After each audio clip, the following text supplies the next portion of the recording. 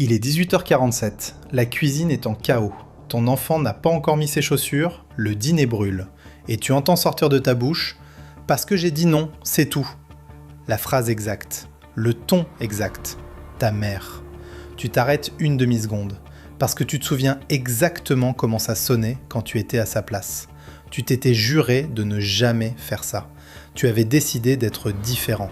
Tu lis des livres sur l'éducation, tu fais des efforts, et à 18h47, sous pression, tout disparaît. Mais voici ce que tu ne réalises probablement pas. Ce n'est pas un échec de caractère, c'est de la neurologie. Et il y a une seule chose qui recable vraiment ça. Voilà ce qui se passe dans ton cerveau à 18h47.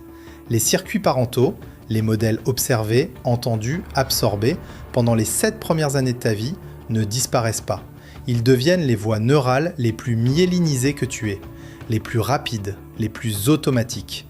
Quand tu es reposé, bien nourri, dans un moment de calme, ton cortex préfrontal peut contourner ces voies. Tu peux choisir une réponse différente. Tu as de l'espace. Mais à 18h47, fatigué, affamé, en retard, ton cerveau sous cortisol fait un seul calcul, l'efficacité. Pas l'idéal, l'efficacité.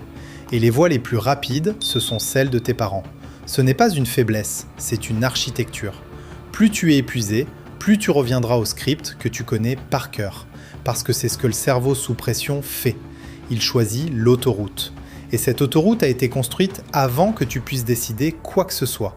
Si tu t'es déjà entendu dire les mots de tes parents, si tu as entendu leur ton sortir de ta gorge, tu n'es pas condamné à les répéter. Tu es juste humain. Ce câblage a été mis en place avant que tu puisses choisir. Et ce n'est pas toi qui l'as décidé. Voilà ce que la neuroplasticité nous dit. Les voies neurales peuvent se recabler, mais pas en force, pas en suppression. La résistance renforce le circuit. Chaque fois que tu essaies de bloquer la phrase, tu l'actives quand même. Ce qui recable vraiment, c'est la pause. L'espace entre le stimulus et la réponse. C'est comme un GPS qui repasse automatiquement à l'ancienne route quand la connexion est mauvaise. La nouvelle route existe, tu l'as construite avec tous ces livres, toutes ces réflexions. Mais quand le signal est faible, à 18h47, le GPS prend le raccourci qu'il connaît depuis 30 ans. Ce n'est pas une question de volonté, c'est une question de signal. Et tu peux renforcer le signal. Les philosophes stoïciens avaient un principe autour de ça. Épictète, esclave devenu philosophe, disait que la liberté n'est pas l'absence d'impulsion. C'est l'espace entre l'impulsion et l'action. Pas supprimer ce qui monte, intercepter juste avant que ça complète le cycle. Imagine un père dans la Rome antique. Maison en chaos, enfant qui crie, fin de journée difficile. Il ferme les yeux une demi-seconde. Respire par le nez.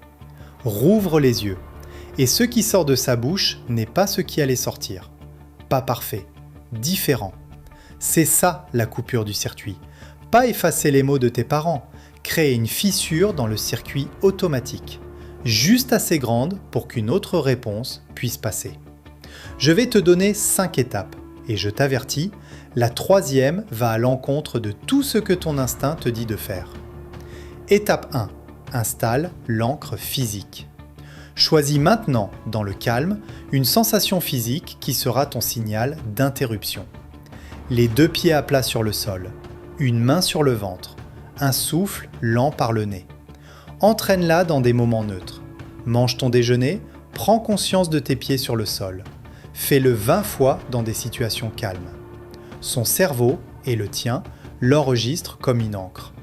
Et quand la tempête arrive, l'encre sera là. 3 secondes, une sensation, c'est ton outil. Étape 2, repère le déclencheur, pas la crise. Ce n'est pas le comportement de ton enfant qui active le circuit, c'est l'état dans lequel tu es quand ça arrive.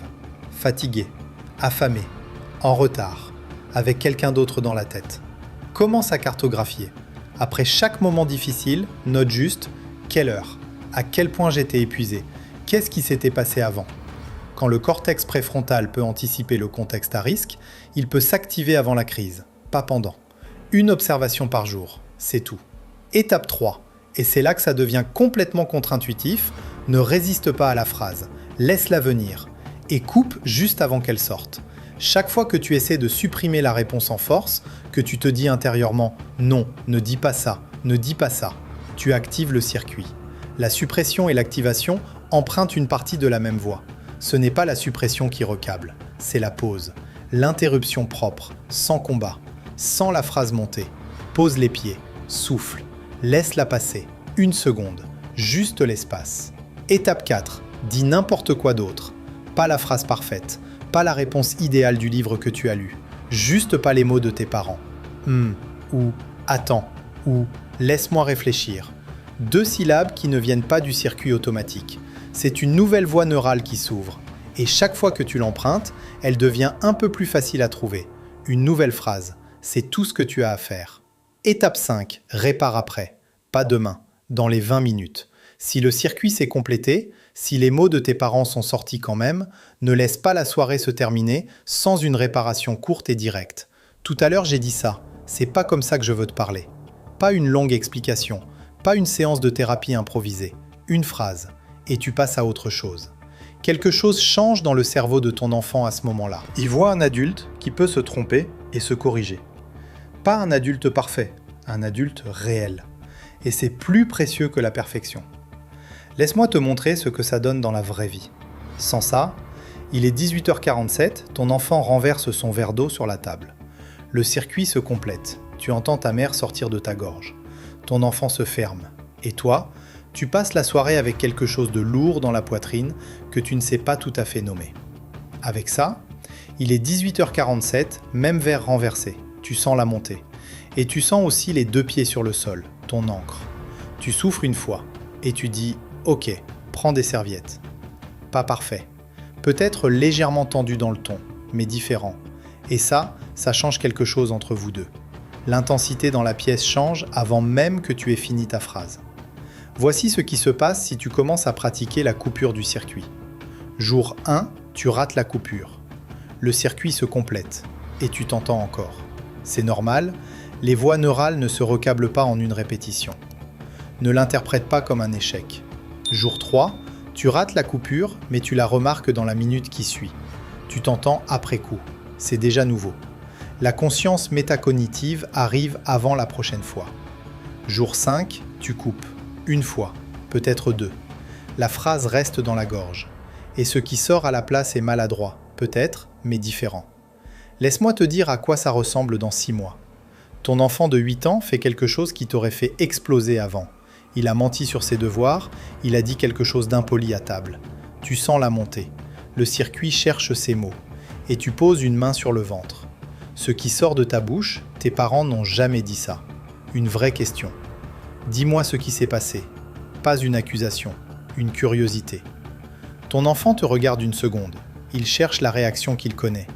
Et il ne la trouve pas. Ses épaules descendent d'1 centimètre. Et il commence à parler. Tu ne fais pas que gérer une situation. Tu recables quelque chose qui était en place avant ta naissance. Et tu passes quelque chose d'entièrement différent à l'enfant devant toi. Ces mots de 18h47, ils ne t'appartiennent pas entièrement. Ils viennent d'avant toi. De gens qui t'aimaient et ne savaient pas autrement. La coupure du circuit ne les efface pas. Elle crée quelque chose que tes parents n'ont pas pu te donner.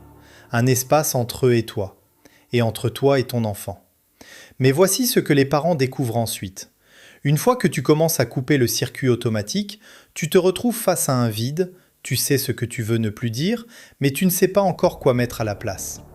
Comment parler dans ces moments de haute intensité sans perdre l'autorité, sans perdre le fil, sans tout lisser? C'est exactement ce qu'on couvre dans cette vidéo.